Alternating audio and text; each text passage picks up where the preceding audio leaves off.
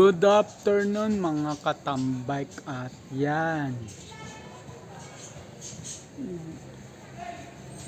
May pag-uusapan tayo ngayon. May i-share ako ngayon sa inyo na modus na ng mga seller. Yan. So yun mga katambike, ikikwento ko po sa inyo kung ano na-discover ko. Kasi ako, fanatic ako ng marketplace sa Facebook. So alam naman natin lahat na hindi totoo yun, mga presyo doon. Naghanap kasi ko ng e-bike, second hand lang. Hindi ko pa kaya yung brand new. Mahirap lang ako. So yun,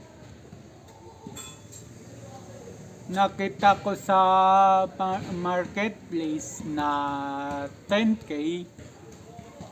Pero nung nag-meet up na kami at tinignan ko yung sitwasyon ng e-bike, napagkaalaman ko na hindi pala 10K, kundi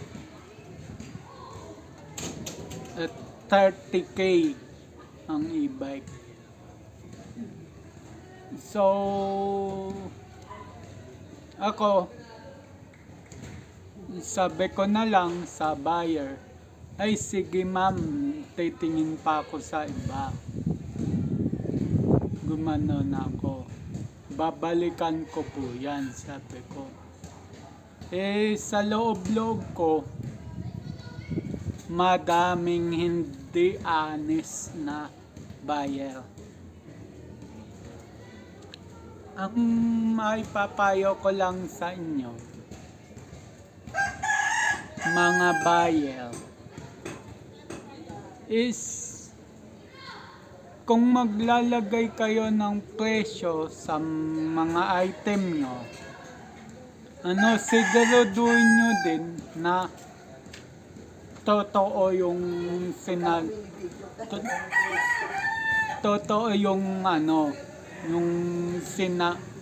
totoo yung price na nakalagay sa marketplace nyo. Kasi maraming nahuhumaling sa murang presyo, murang nakalagay nyo, pero deep inside, sasabihin nyo totoo, hindi akma sa presyo ng nilagay nyo sa marketplace nyo. So ako, may maingay kasi kaya pinost ko muna. So doon na nga tayo sa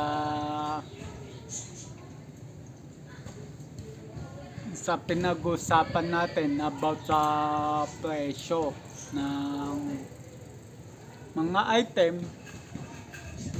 Kunyari, ako buyer pala, seller pala. Ako si buyer, tapos binibili ko ang isang e-bike. Nakalagay doon sa Facebook Marketplace na 10K lang ang e-bike. Pero kung tutusin, tulad ngayon, sinabi ko kanina, na pag-alaman ko na hindi lang 10K yung e-bike. 30, kung tutusin nga 35K. Yan. So sa mga sa mga seller, yan, nagkamali ko kanina eh. Sa mga seller, maging honest po tayo sa buyer natin. Yan. Kasi talamak na po yan eh, yung pangbubugos na yan eh. Sasabihin ng mga seller para makaakit ng mga ng mga bibili. Mali po. Dapat ilagay po natin sa tama. Ako, may marketplace din ako. May mga binibenta din ako dun. Pero, honest yung presyo dun, sinasabi ko rin honest. Hindi ko iniiba ng presyo sa personal. Yan. So, sa mga seller po natin dyan, huwag po tayong bogus. At sa mga buyer po natin dyan, lalo na ako, mapagmatsyag tayo, mapag-usisa tayo. So, ayun. Ayun lang ang vlog ko. And then nakatambay ka at salamat sa may-ari ng bahay na to na 3 palapag na dito ko nag-shoot ng aking vlog. So, abang-abang sa next vlog.